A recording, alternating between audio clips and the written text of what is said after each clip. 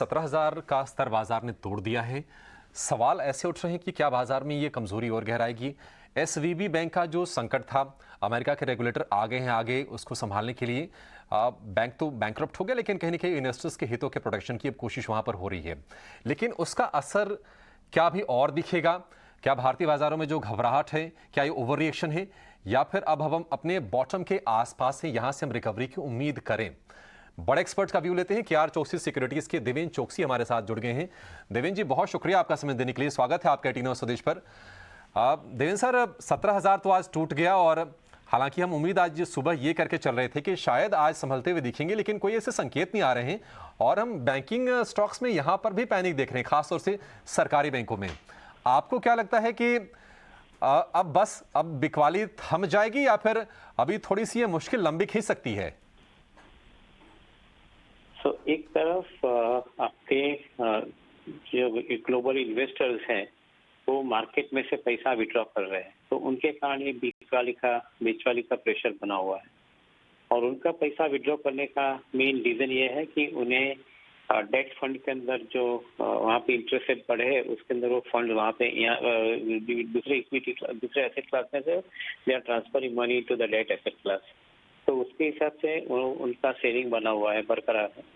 और जो भी वो सेल करते हैं, तभी उनके पास लार्जली इन्वेस्टमेंट रहता है, वो फ्रंटलाइन स्टॉक में रहता है, जैसे कि रिलायंस है, बैंकिंग स्टॉक है कि जिनका निफ्टी के अंदर वेटेज ही करीबन 35-40% है।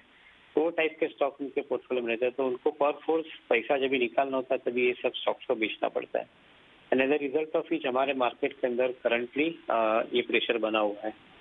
मैं नहीं समझता हूँ कि फंडामेंटली कोई ज्यादा वीकनेस है हमारे वहाँ कंपनियों के अंदर। हाँ, एक बात जरूर है कि रेट ऑफ इंटरेस्ट जो शार्पली बढ़ाए हैं, आज अभी हमने देखा कि एसबीआई ने प्राइम लेंडिंग रेट भी बढ़ा दिया है।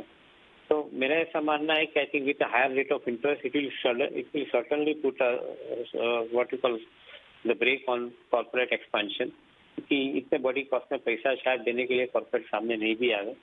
फिर ये एक कारण है जिसके हिसाब से मार्केट थोड़ा नर्वस है, जिसके हिसाब से हमारे वहाँ भी बीचवाली चालू है।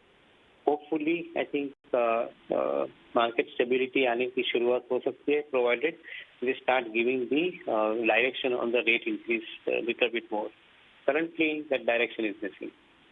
एक सवाल जो बहुत इंपॉर्टेंट हो जाता है, अब चूंकि देखिए आपने बताया कि रेट हाइक जो हुए हैं उससे चलते कहीं ना कहीं थोड़ा सा वो भी प्ले कर रहा है, उसके चलते थोड़ी सी प्रॉब्लम बढ़ सकती हैं।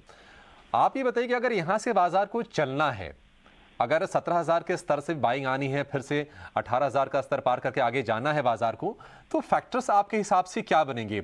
और ये वाला जो माहौल है, मान लीजिए अगर एसवीबी बैंक का मामला अगर पीछे छूट भी जाता है, वो चैप्टर क्लोज भी हो जाता है, तो क्या आपको लगता है कि तेजी बनेगी, या फिर थोड़ा सा हम एक डामाडोल वाला माहौल ही देखेंगे बाजार में? के लिए जो सबसे बड़ा कारण बनेगा वो कारण रहेगा कि मार्केट के अंदर जो फॉरेन इंस्टीट्यूशन इन्वेस्टर्स की या ट्रेडर्स की जो बिकवाली है, वो बिकवाली रुकनी चाहिए। वो रुकती है तो सबसे पहले ग्राउंड मिलेगा स्टेबिलिटी का। As of now I think that is difficult to say, because they are selling for the reason which I explain to you, they are shifting from emerging market equity to debt market. अगर ये बिकवाली बंद होती है तो शायद मेरे ख्याल से यहाँ पे आपको सबसे पहले एक उम्मीद बनेगी as far as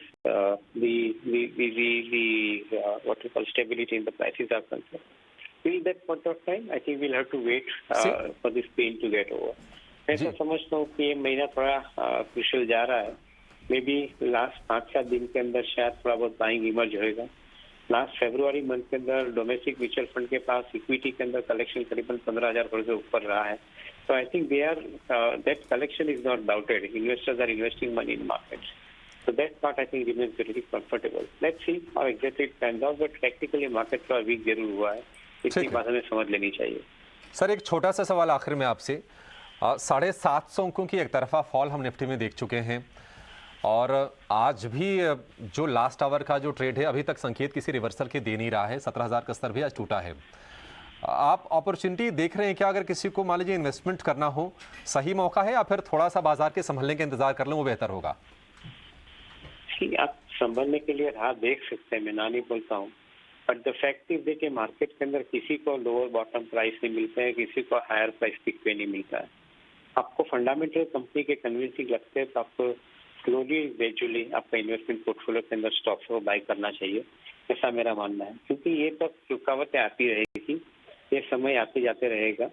all will remain is I think good quality stocks and their appreciation in a subsequent period of time which is likely to remain good. So क्योंकि हमारे वहाँ कंपनियों के नतीजे अच्छे आने की संभावना है, तो मैं ऐसा मान के चलता हूँ अगले 1 या 2 महीने के अंदर the investment flow will start back into our market with bank. तो ये पॉसिबिलिटी का ध्यान में रखते हैं, तो सिलेक्टिव स्टॉक्स को ग्रेजुअली आप बाई करें और करेक्टिव डाउनसाइड के अंदर आप उसको एक्यूमुलेट करें।